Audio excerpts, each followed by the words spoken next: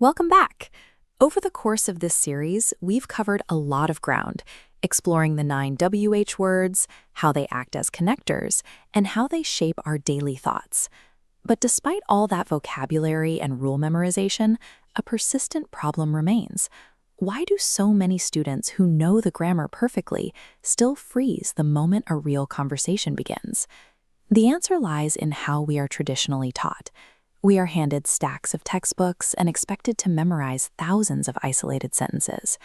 When forced to speak in real time, learners collapse under the weight of trying to recall static rules. Real human conversation doesn't work that way. No one walks into a room and randomly declares, "I am fine." That answer only exists because someone first asked, "How are you?" Traditional grammar treats language as a series of isolated boxes of facts to be stored away. It ignores the reality that language is a dynamic, interactive tool driven entirely by inquiry. To actually achieve fluency, we have to stop trying to memorize the answers. We need to focus on engineering the questions that drive the conversation forward. Because this is the final video in our playlist, we are doing things differently.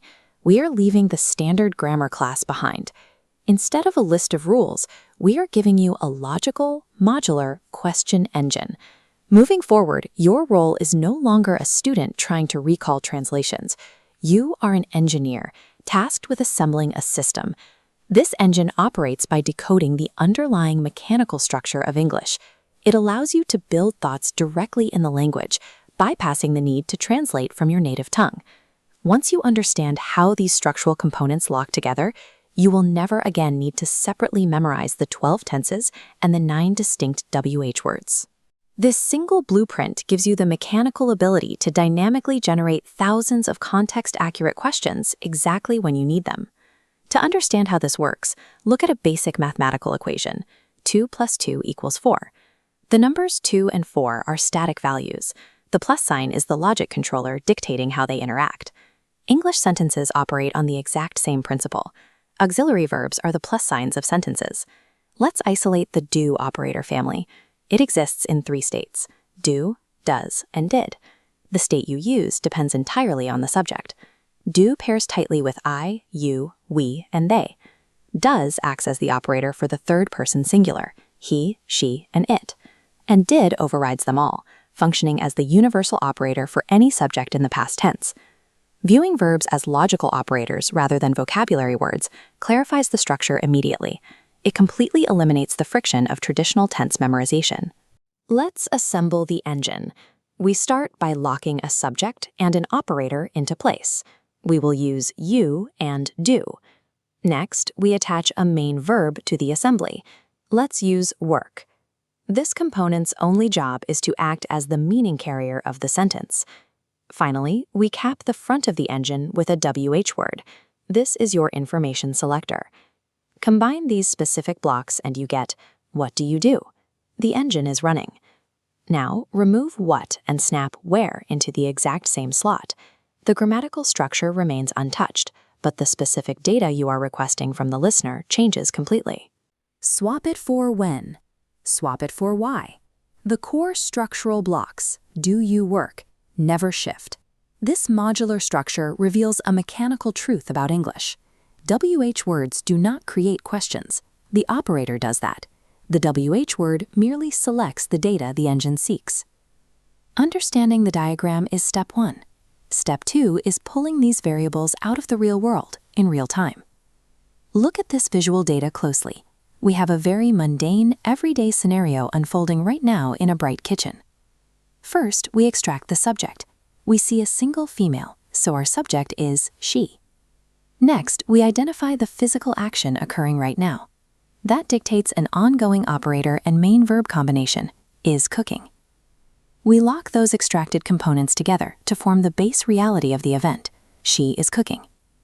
To turn this observation into an inquiry, we inject the information selector at the front to complete the engine. What is she cooking? If the visual reality changes, say a second person walks in to help, the subject becomes they. This automatically forces the operator to update to are. What are they cooking? True fluency happens right here. It is the ability to extract grammatical variables directly from visual reality, completely skipping the intermediate step of translating from Bengali. The internal logic we use to build a question is the exact same mechanism used to decode one. Listening comprehension depends on identifying these structural anchors as they are spoken. Native speakers do not speak in carefully separated, isolated words. They speak in rapid, compressed structural patterns. When you try to translate a fast-paced question word for word, your brain experiences cognitive failure. By the time you process the second word, the speaker has already finished the sentence. A trained brain doesn't process individual words. It recognizes the architectural pattern of the engine instantly, bypassing vocabulary translation. Recognizing this pattern immediately tells the listener exactly what type of information is required. For example, if you hear the rapid blur of "what have you been doing," you don't try to parse the grammar. You recognize the have been doing structure, which instantly triggers the ongoing past to present pattern in your mind. Processing the architecture of a sentence rather than its vocabulary allows the listener to anticipate and prepare the required answer format instantly. To build that rapid recognition, you need to put this system into motion. We call this the daily practice loop. Step 1. Select a single operator pattern to focus on for the entire day. Today, you might choose be. Tomorrow, do. Step 2. Observe the surrounding reality to identify a human action or event. Look at the people around you. Step 3. Apply your chosen operator to that observation. Build a question in your head using the engine's modular logic. Step 4. Generate the appropriate answer to complete the conversational cycle. Observe reality, pick a pattern, build the question, fulfill the answer. Repeat this exact loop daily. Consistent repetition is what hardwires these mechanical patterns into your active subconscious memory, turning the real world into an endless classroom, and applying a consistent system hardwires the patterns necessary for subconscious fluency. সহজভাবে শিখি, স্বপ্ন করি সত্যি। English ইউনিভার্সে ইংরেজি শেখা হবে এবার অনেক সহজ, সত্যি।